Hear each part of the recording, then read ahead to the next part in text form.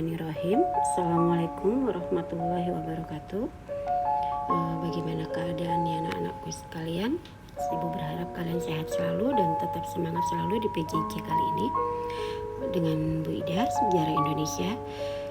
Ya, anak-anakku, kita minggu ini membahas tentang masa demokrasi liberal di Indonesia 1950 sampai dengan 1959. Jadi setelah Indonesia merdeka, Indonesia itu menganut demokrasi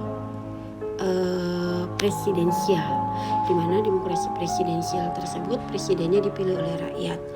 Namun pada masa 1945 sampai 1950, Indonesia masih mengalami banyak hambatan, baik dari dalam maupun dari luar. Dan di situ juga Indonesia masih mengalami perjuangan diplomasi. Nah, pada bulan Desember 1949, Indonesia telah dinyatakan bahwa Indonesia tersebut menganut sistem demokrasi liberal, di mana jelas sekali Belanda mengakui Indonesia sebagai negara Republik Indonesia Serikat. Indonesia dianggap sebagai negara koloninya atau negara bawahannya negara Belanda. Namun pada saat itu masyarakat Indonesia tidak mau terima bahwa mereka ingin kembali secara utuh ke negara kesatuan Republik Indonesia. Nah, ini adalah tujuan pembelajarannya, di mana pada masa demokrasi liberal dalam bidang politik, dalam bidang ekonomi, dalam bidang sosial budaya, dalam bidang pendidikan, kalian diharapkan bisa mengidentifikasikan pada masa demokrasi liberal tersebut. Serta kalian juga bisa mendeskripsikan berakhirnya demokrasi liberal di Indonesia. Pengertian dari demokrasi liberal itu adalah bentuk pemerintahan di mana merupakan perwakilan rakyat yang menjalankan kekuasaan pengambilan keputusan namun harus tunduk pada aturan hukum. Jadi di sini pemerintahan tersebut itu adalah kebebasan yang seluas-luasnya pada warganya. Jadi warga berhak mengutarakan pendapatnya, dan pendapat yang minoritas itu biasanya terkalahkan oleh pendapat yang mayoritas. Nah, kemudian kalau kalian bertanya jenis demokrasi apa yang saat ini Indonesia anut, Indonesia saat ini menganut demokrasi Pancasila, di mana demokrasi Pancasila tersebut lebih cocok di Indonesia karena ada azas dan ada dasar dari Pancasila dan Undang-Undang Dasar 1945. Oke, kita lanjut ke bahasa demokrasi liberal dalam bidang politik. Dalam bidang politik, pada masa demokrasi liberal itu ada sistem pemerintahan. Sistem pemerintahan di Indonesia itu yang pernah memegang pemerintahan ada 7 kabinet. Jadi di sini kalian bisa mengetahui bahwa kabinet apa yang berkuasa pada saat tersebut. Jadi selain presiden juga ada perdana menteri yang menjadi ketua dari kelompok-kelompok partai yang menang pada saat pemilu atau pada saat masa demokrasi liberal. Jadi pada tahun 1948 itu Indonesia pernah mengeluarkan undang-undang atau keputusan presiden nomor 18, di mana warga negara Indonesia berhak mendirikan partai-partai politik. Nah, di sini ada 7 kabinet. 7 kabinet tersebut yang pernah memimpin masa demokrasi liberal.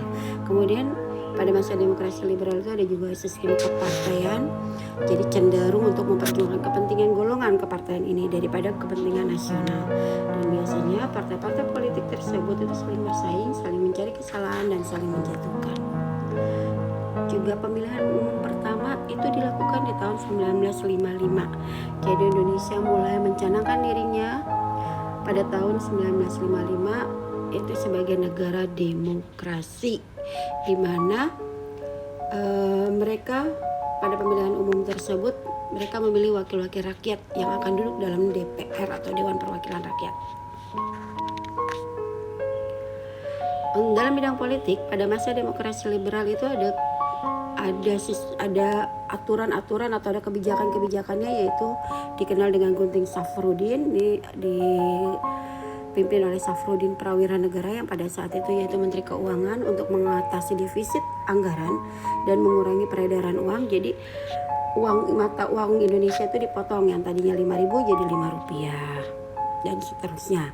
Kemudian memperbaharui nasionalisme di Javanese Bank yang pada saat itu didirikan oleh Belanda, yang akhirnya dirubah, dinasionalismekan menjadi Bank Indonesia yang saat ini berdiri kita kenal dengan Bank Nasional Indonesia atau Bank BNI 1946. Kemudian ada sistem ekonomi gerakan Benteng, ini untuk memperkuat pembangunan ekonomi baru. Kemudian ada sistem ekonomi Alibaba. Di sini diibaratkan pengusaha pribumi dibantu oleh pengusaha Cina atau yang diibaratkan dengan si Baba, dan pengusaha pribumi diibaratkan dengan si Ali.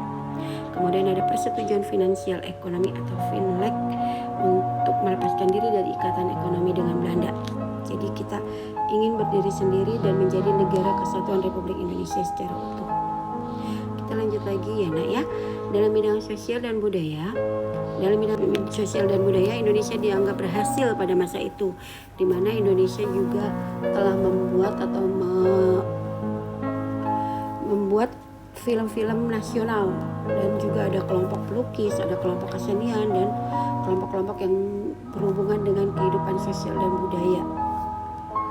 Kemudian tahun 1955 Indonesia sempat berkibar namanya di dunia, padahal tahun itu Indonesia baru berdiri sebagai negara yang baru berdiri, di mana Indonesia pernah meraih Piala Thomas.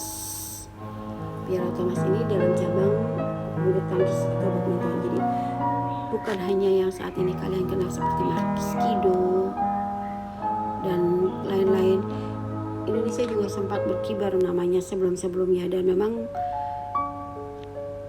kelompok Thomas Uber atau Thomas Cup ini Indonesia memang selalu menjadi juara dalam bidang bulu tangkis. Kemudian Indonesia juga pernah dipercaya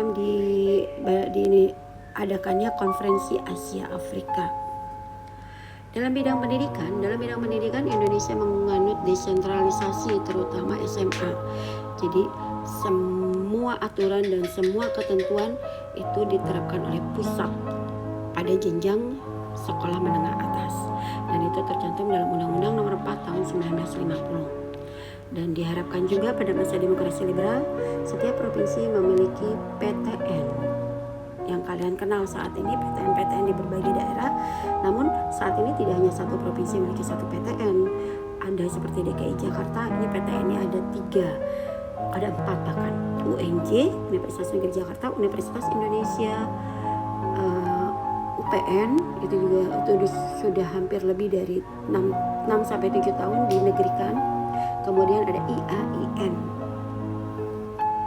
dan perlu kalian ketahui, kakak kelas kalian hampir sekitar 50 orang sudah keterima di PTN, dan saat ini sedang berlangsung pengumuman untuk ujian mandiri di beberapa PTN.